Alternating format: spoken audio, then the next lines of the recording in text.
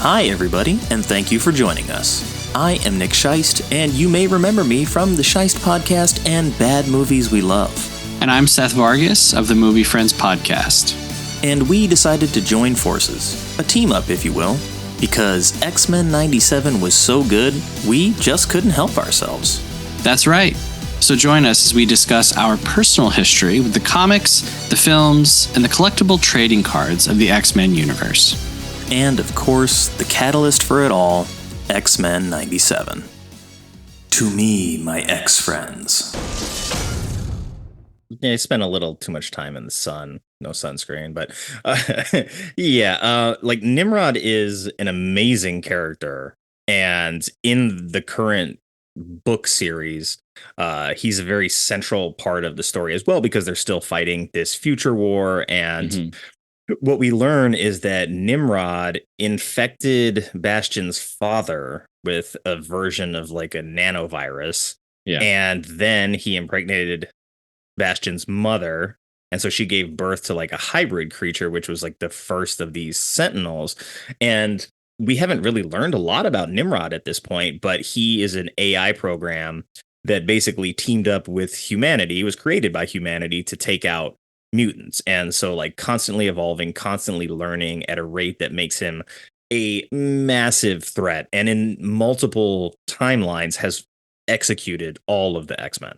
So this is like Cable's journey.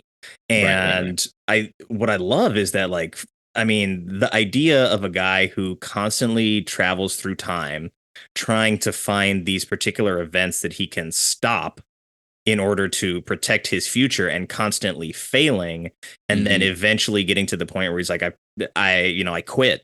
I feel like that's a great standalone miniseries of just Cable trying to make this happen and being frustrated that he can't, and then trying to find other ways to work the problem. But also, like, he just comes back into the past and he's like, this is the plan we're doing. This is as close as I've ever been to succeeding. And you guys just have to buy in. And they're like, okay, like, I guess let's go with it, because he is from the future. And if we don't trust him, then I don't know. But it does give us the nice little like Summers family trio.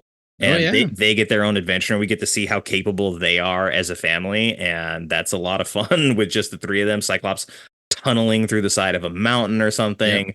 A Cable gets to just, wield his gun while Jean tackles all the debris with her mind powers. And oddly enough, it's like, this comes after their Blackbird is assaulted. Cyclops decides that the best possible course of action is to drive the Porsche that is parked in the back of the Blackbird. I brought my collector Porsche just because, in case we need to hit the ground, we're going to drive. And they fly it they launch it out of the back of the Blackbird. Jean is able to help them land it safely. And then when they hit the ground, the first thing I think when they're driving, I'm like, of course, Cyclops drives stick. I just said in my notes, I was like, the Summers family escapes in Scott's Porsche. It is very 90s. Like, to me, yes, there are those indistinguishable things that, like, it's the spirit of the time that you were in. And it just like transported me back to like, okay, yeah. This does not make a lick of sense, but God bless the writers for thinking of this and putting it into effect in the way that they did. Because it was like, yeah, this makes perfect sense. He gets to show off to his kid a little bit, in the sense that, hey, Dad's got a Porsche, and Cable's like, oh, you really have a Porsche? And Scott looks at him, just gives him a little smirk, like, of course I have a Porsche. I'm cool, Cable. Right. You don't know, because I abandoned you and sent you into the future, despite my protests. But yes, I have a Porsche, and now let's destroy it as a family. Please rip the roof off, and then we will just drop it. Even though Jean could have easily landed it safely, they decide to jettison the car, and it explodes behind them in a ball of fire, with the three of them engulfed in Jean's little protective bubble. And I mean, it's a great shot. Like, it is. It looks cool. It looks very cool, but I'm just having to think, like, okay, why did Scott bring his Porsche on the mission? If he's a car guy, you would leave that at home in the garage, and you would also not be happy with your son ripping the roof off of your car. See, but that's why Cyclops is the master tactician. It was the exact thing that they needed. It was. He's like, you know what? We might just need my Porsche. So my question is was there a Porsche in the back of all of the other jets that got destroyed? I don't know. What is Cyclops' like income? Does he just borrow money from Professor X, who's rich? What are any of their I mean, that is something that like I think should be explored in some fun kind of a way. I remember years ago now they were talking about doing a damage control TV show. Okay. And that never got off the ground for some reason. I mean, who knows? So many Marvel projects that were announced never happened, you know. But I would like to see a funny skit-esque version of like damage control where we're talking about just practicalities of things and not doing it in like a cynical way. Just like, how do the X-Men make money? Yeah, and they run a school. Like, who is their bookkeeper? Like, who's their admin team? Yeah. Do they have humans doing that? Or is it like, my mutant power is math? You know, like Forge builds things, of course. So he's easily enough. Like, you hire him to make all the gadgets and stuff around the mansion. So maybe you don't have to pay him as much. And, you know, I don't know how many bedrooms are in the X Mansion. I mean, it's big, so you're not maybe paying for room and board. If Xavier owns it outright, he's maybe only paying property taxes, and he was left a hefty amount of money, so he can finance all that. But yeah, like when you're collecting classic custom sports cars and demolishing them without a second thought. And there's a sort of a throwaway line where the three of them are just like, oh, the Blackbird got hit. Okay, just let it explode. We're going to drive out of here in the Porsche. And they say that like, oh, this is the third one in 3 months. Beast is going to be mad. But why is Beast going to be mad? Because he has to build another one, or because they now have to come up with like $17 million to finance building another Blackbird? Is Jean Grey allowed to play the stock market? You know what I mean? Like, what are the anyway, I would like to see some kind of, like I said, it would have to be humorous. It would have to be kind of short, but just what show was it? I think it was She-Hulk, which I enjoyed thoroughly. I loved She-Hulk. I thought it was so funny. But they go into like where they get their costumes from, you know, and all of that. And you know, is it super necessary? No, but I thought it was a funny little side thing.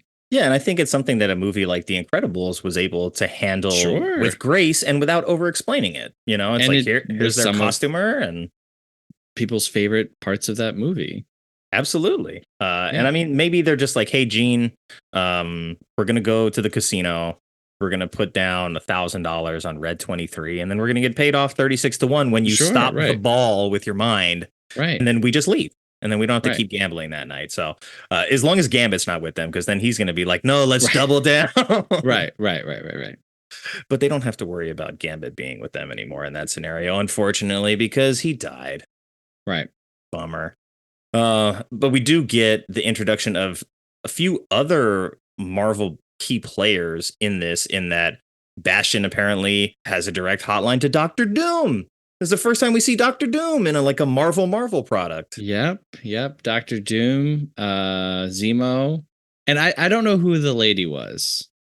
Yeah, her face was a little blurred out. So I'm thinking that it's either going to be revealed that it's like somebody in power that we don't know, more so than a villain. It might be like a politician that we're not quite sure who that person is yet. Yeah, because it's like these very easily recognizable characters. So I was like, oh, Doom. I was like, oh, Zemo. I was like, oh, hello, lady. Yeah, well, maybe we find out later, but this global threat that is now presented as they turn on Cerebro and start looking for the Sentinel like mind code, and the look on Beast's face as he's like crapping his pants is pretty intimidating. All right. So Bastion explains what he's been doing. Mhm. I like this. You know, he talks about Operation Zero Tolerance, how he found normal people getting radicalized on the internet, and he says Mhm. he invited them to be relevant again, which I don't even think is targeted at one specific type of person. It's more the mindset that any person can be in Yeah. when they're radicalized, whether it's into a cult or into a political movement or anything. So I thought that was pretty great. And so I'm like, okay, great. Yeah. Bolivar Trask, one guy, bad. His mom is a prime sentinel. Okay, that makes sense. And then I wrote in my notes, okay, Roberto's butler is a prime sentinel. Roberto's butler was radicalized online and then went to this facility and got like, you know, He got the dipped in the sentinel cybernetic upgrade. goo. I don't know. Yeah, right. And so then I'm like, well, how many are there? And this is to me the only part of the show that really fell apart. I was like, it seems like 50% of Earth's population has been turned into prime sentinels. Like at one point, they literally show a crowd of people who are all like, and like half of them turn into prime sentinels. I'm like, all right, I'm out. I need to not pay attention for a little bit. Yeah. Well, I think the interesting idea is that anybody could be the villain and anybody could be someone who's like capable of killing a mutant like fairly easily. Like these are all very powerful beings now that they've been turned into these sentinels. I don't think you need half the Earth's population to be these creatures in order to actually like make them a legitimate threat, because that was never the case with the Sentinel storyline. It's like, sure, there's a lot of them, and that's part of the problem, but it was never this thing of like, oh, there's just sleeper cells everywhere, and you go shopping and you go to, you know, give the person your credit card, and then it's like they're a prime sentinel. And you turn around and so are all the other shoppers. Because on the one hand, if it was a radio signal that was put into the television that activated sleeper agents, okay, I could buy that. If it was some sort of, hey, here's a fucking disgusting energy drink that we're going to market to people, and they drink it and then they get infected with this nanovirus, okay. But this is all coming from a place where like Bastion has like a tube that he dips you in, and then you come out as a sentinel. So what does he got? Like a mobile sentinel lab that he just brings everywhere? That's what I'm saying. Like at that point, and we don't need so many because we just saw one fight. Who is there? Rogue, Wolverine, Jean Grey, Cyclops, Nightcrawler. I think that's all the people who went to the UN. But five against one, and he's kicking their butt. There don't need to be thousands. There needs to be like 200 max, and each one can take on 5 X-Men. Like that's more than so that's the end of my complaint. But it like literally when I was like, Roberto's butler, like yeah, he's like a 60-year-old like Spanish immigrant.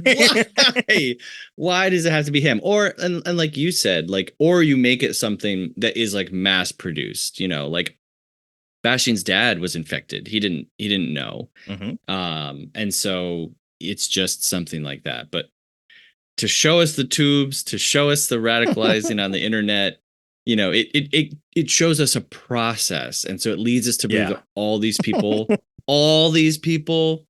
went through this process. You know, you what I'm saying? all There's went a reason to that Bastion's secret island. Right. There's a reason that cults are usually limited to like 50 to 100 people. And it's because eventually someone shows up and sees the tube and they're like, oh, this isn't really what I was going for. Sorry, guys. I gotta get out of here. Yeah, you lost me at the tube, but yeah, I think he either like Sinister's got a facility somewhere local in New York where he dunks these people in there, or they're all going to Bastion's like secret island, which would be a huge security risk for a guy who's trying to like stay off the grid for the most part because he doesn't want to be found by the X-Men. And so, yeah, all you got to do is cut out the part where you show us like dipping the people in the goo, And then it's like, okay, there's Sentinels everywhere. I don't know how they got there. You don't even Right. need to explain it to me. Bastion is just a genius and he figured it out. I'll buy that. And it's also great because it now makes the X-Men not just fighting against villains, but fighting against people, which are the people that they're trying to save anyway. So there's another ripple in like the morals of what they're doing. So it's a good idea. It is too much. But I mean, I think we both can sort of wrap our heads around why they really did it. And that's because we need Wolverine to slice up 100 robots. We need Nightcrawler to fight a bunch of them and put a sword on his tail. And it might be the coolest fight scene out of this whole season. It might be. I'm not sure. It's really freaking cool. It's up there. The one like Wolverine starts like he gets hit by a Sentinel, gets carried like into the sky, slicing it up, and then they're like rocketing themselves back into the X Mansion, and Wolverine's just like falling but slowing his descent by clawing them slowly on the way down. Still obviously crashes into the building, and they sort of like communicate to him like, why are you resisting? And he's like, well, I'll give you 6 reasons why, and whips out his claws again. And then we get Nightcrawler popping up. He's like, well, we'll call it 9. And he's got the 3 swords. And then they go on this like back-to-back epic fight where you actually like have the camera as if it were like mounted on a crane circling them as this fight is unfolding in the middle of the X-Mansion. It's fantastic. It's really, it's great. And then we get the brief moment where Wolverine has put his claws into one of them because Nightcrawler is transporting them all out. They're defending Rogue as she's sleeping. She's in a coma. Yeah. We need a movie poster while you were sleeping, and it's Rogue. But anyway, so Nightcrawler one by one is transporting them out, and Wolverine sticks his claws into one and then travels through the space. It's real cool. It's a cool effect. Yep. And I don't think we've ever seen inside of Nightcrawler's teleport before, but you can see Wolverine's like about to barf because it's super intense. So very cool to actually like see that. We don't see the hell dimension that he teleports into. So, but we get a great like visual shot, and that whole sequence is great. And then we get some additional cameos from Marvel characters as it's like, as I was watching the episode the very first time, not this most recent time, I was like, the X-Men are screwed. Like there's this many Sentinels in the world. A lot of them are going to die in this episode, and they're going to have to sort of pare down to like a few that are just like the core X-Men, and they're going to have to be on the run and hiding. And I was like, that would be awesome.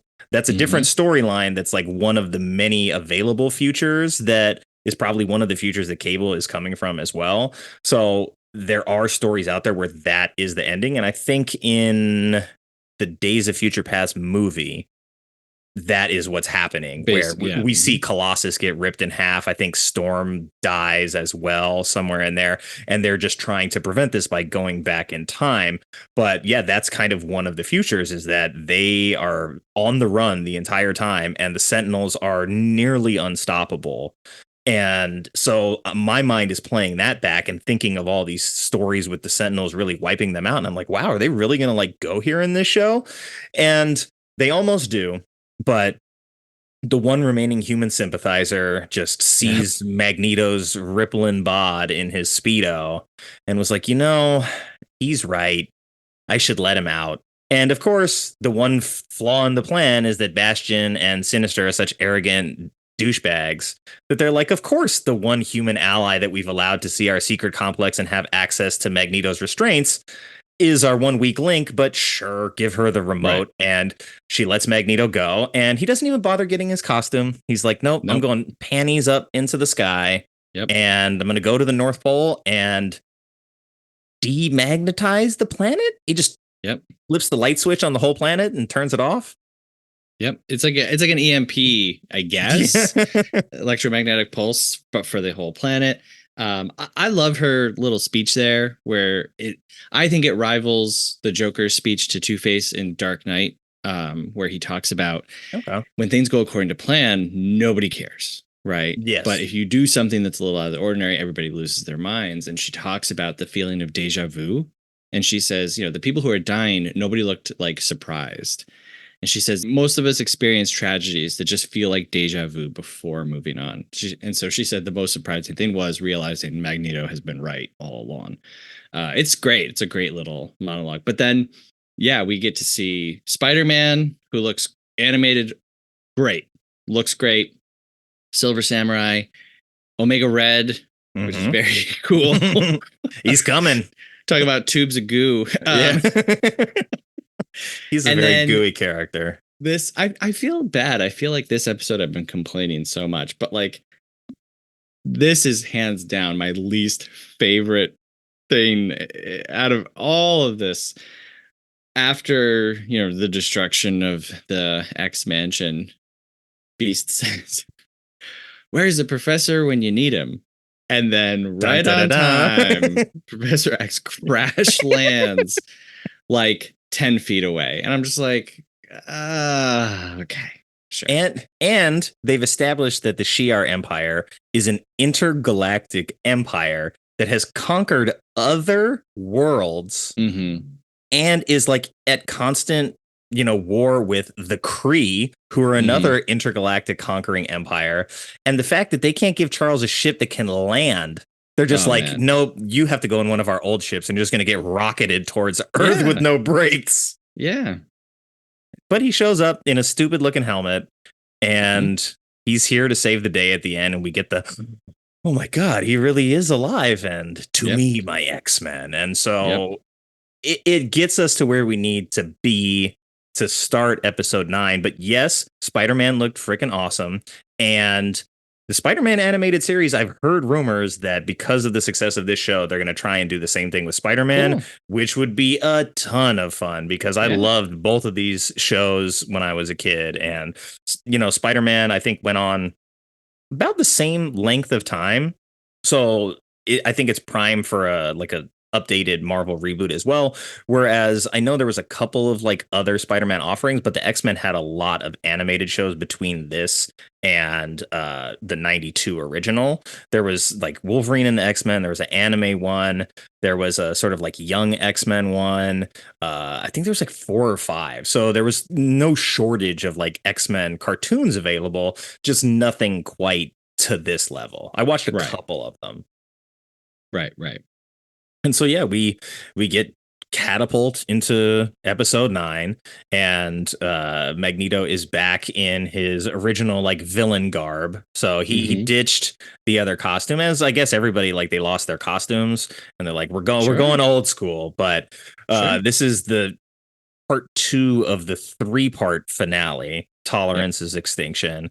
And Magneto's the villain again. After everything that we've been through, we're sort of right back to where we started with classic X-Men. And I think that is intentional, of course, to have Magneto in this costume, to have the X-Men in their original costumes. It's Cyclops wearing what I call the penis suit. You get Jean in the Marvel Girl, short skirt. I love the Marvel Girl costume. The eyes, it's great. Scott hands Nathan a suit and he's kind of ugh. And he says, "What did you expect? Black leather?" Which is a great callback to the first X-Men film where Scott says, "What did you expect? Yellow spandex?" Because they're literally wearing black leather. And that's the kind of winky, funny, self-referential stuff that I appreciate. That it's kind of come back full circle to be no, actually these costumes are cool. They've always been cool. And yes, we're not going to wear black leather. I thought that was great. Thank you for checking out the show and becoming an X-Friend. Hopefully you'll join us on our journey through X-Men 97 and beyond. X-Friends is a Movie Friends and Bad Movies We Love co-production and part of the Scheist Podcast Network, hosted by Seth Vargas and Nick Scheist. You can find our contact info and socials in the show notes, and you can email the show directly at xfriends@thescheist.com. That's the letter X, friends@thescheist.com. So until next time, some lessons are taught, others are learned.